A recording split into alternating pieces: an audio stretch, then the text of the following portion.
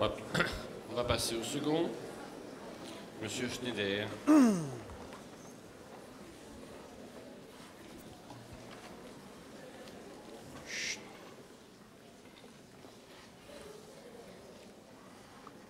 Allez-y. Je vous remercie, Monsieur le Président, de m'accorder la parole. Monsieur le Président, Mesdames, Messieurs les membres de la Cour, cher public, très chers confrères, Winter is coming.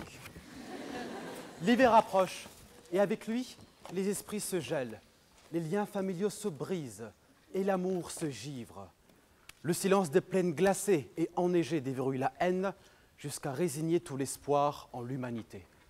Vous ne le savez que trop bien, plus l'accusation est grave, plus l'accusé a le droit d'être défendu.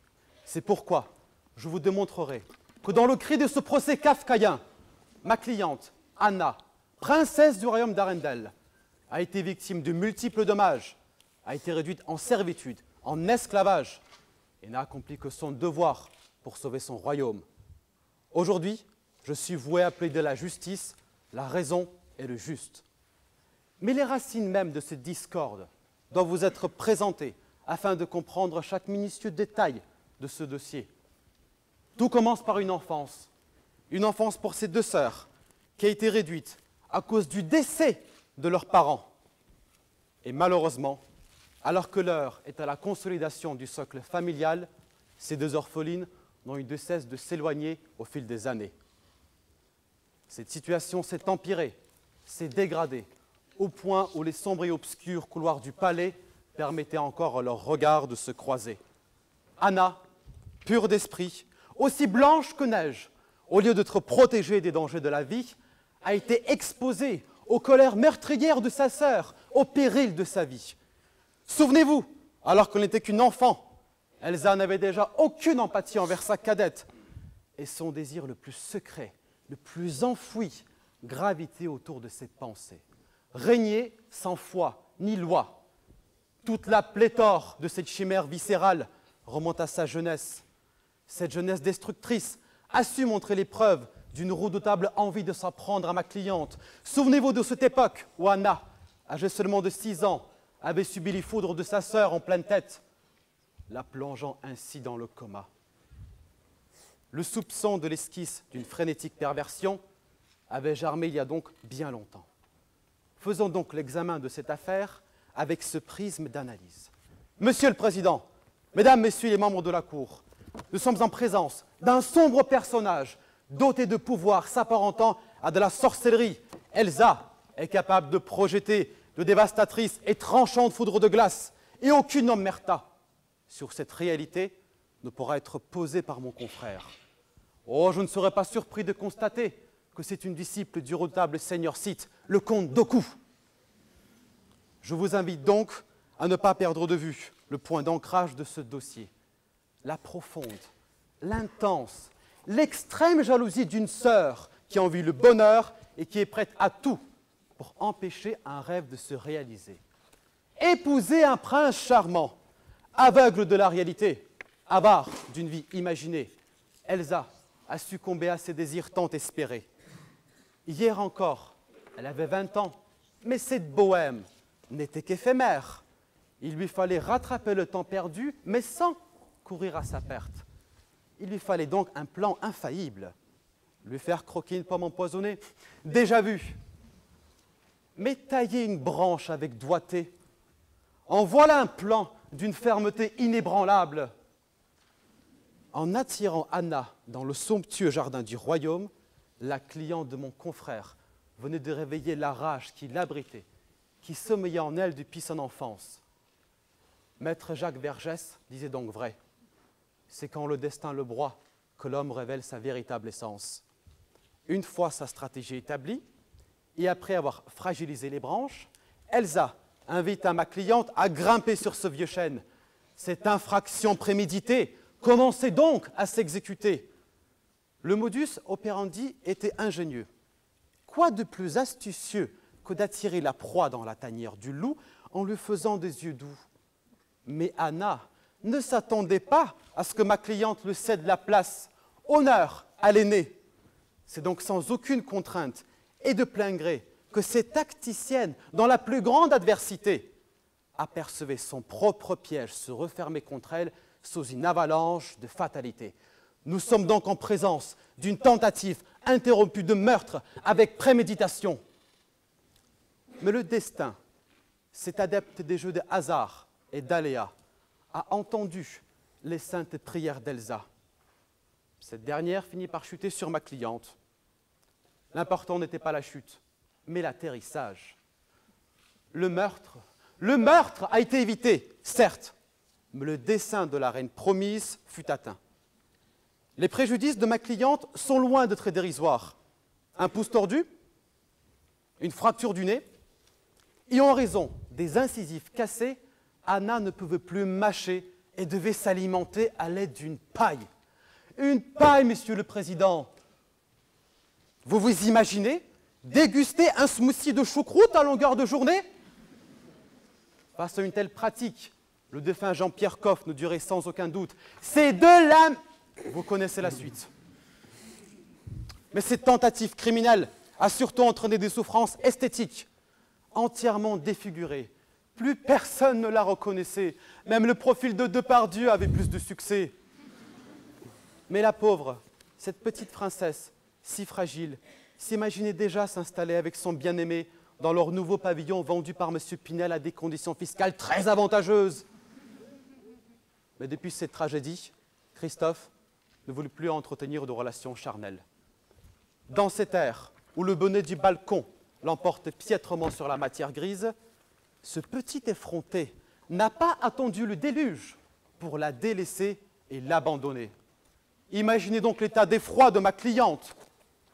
Et la seule personne qui souhaitait encore se pencher sur elle n'était autre que Dodo la Saumure. Ainsi, déambulant sans cesse dans les couloirs de ses souvenirs lointains, Anna était enfermée, confinée dans ce royaume qui n'était plus que le goulag de ses malheurs causés par sa sœur. Seul le chandelier, gentiment prêté par la Belle et la Bête, acceptait encore de lui chanter et de lui faire la fête. Mais ce n'est rien.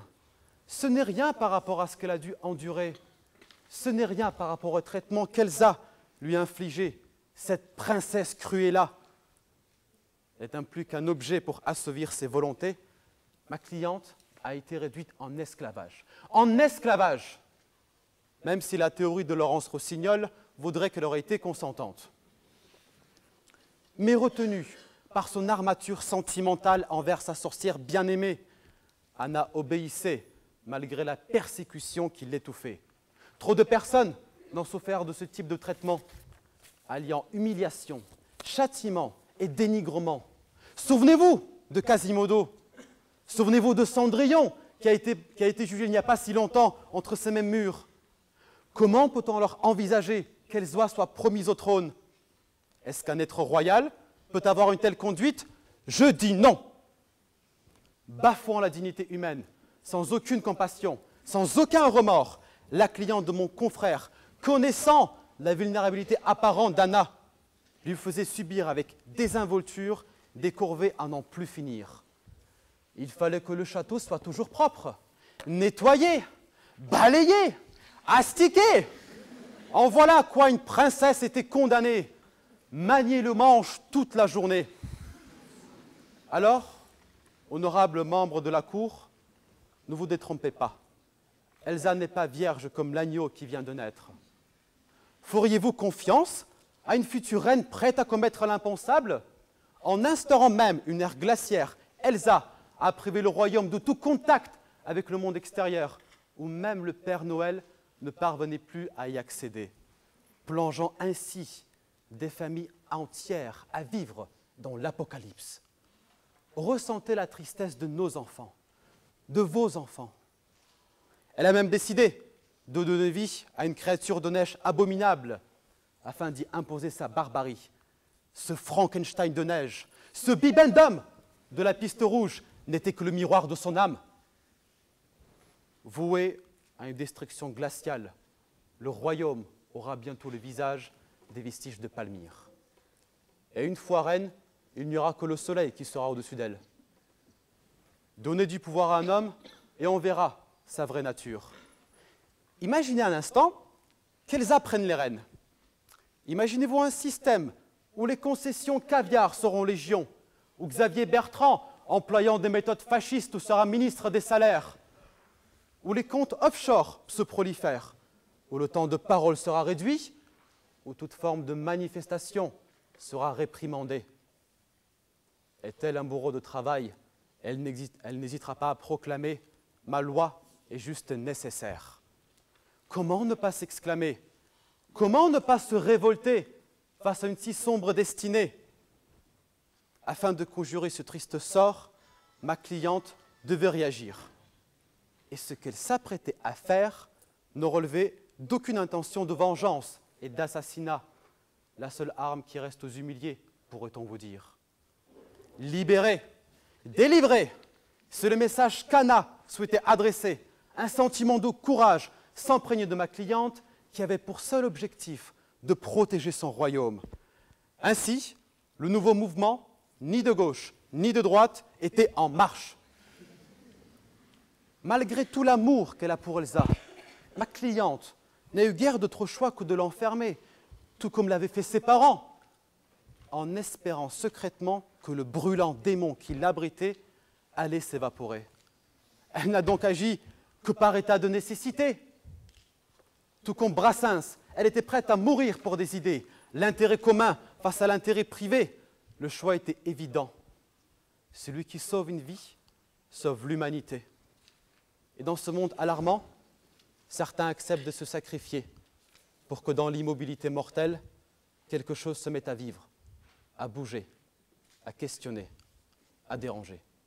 Alors oui, ma cliente l'a privée de vivre pendant une dizaine de jours. Mais Monsieur le Président, tous les spécialistes et toutes les religions confondues s'accordent à dire qu'un jeûne de temps à autre, ça ne mange pas de pain. Et en plus, c'est bénéfique pour la santé.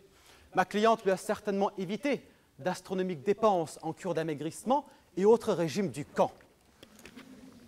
Car on a beau prétendre devenir une reine normale, avec le temps, on prend du poids. Mais Elsa, nourrie par sa haine, sa dévotion au pouvoir, assoiffée par une ambition dévastatrice, a résisté et a fini par s'échapper. À cet instant, ma cliente était prête à donner corps et âme pour sauver sa communauté d'un péril éminent sous le joug d'un diktat. L'urgence était en l'état.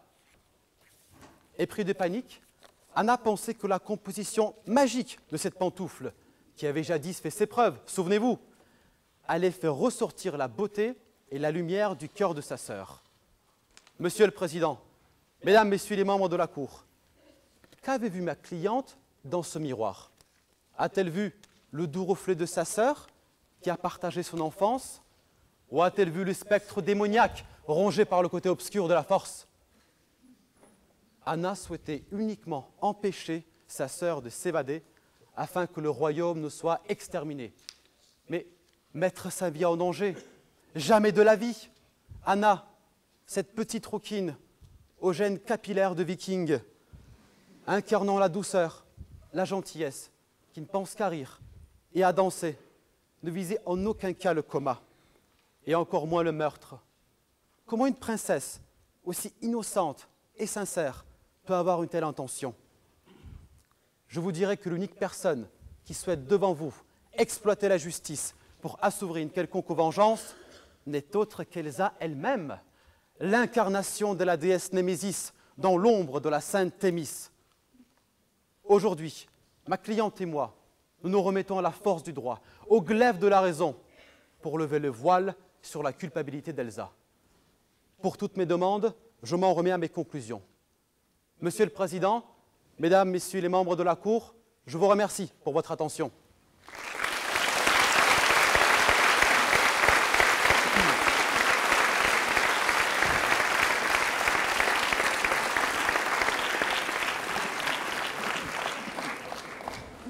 On passe maintenant au droit de réponse de M. Gabriel Robin pendant les 5 minutes réglementaires. Merci.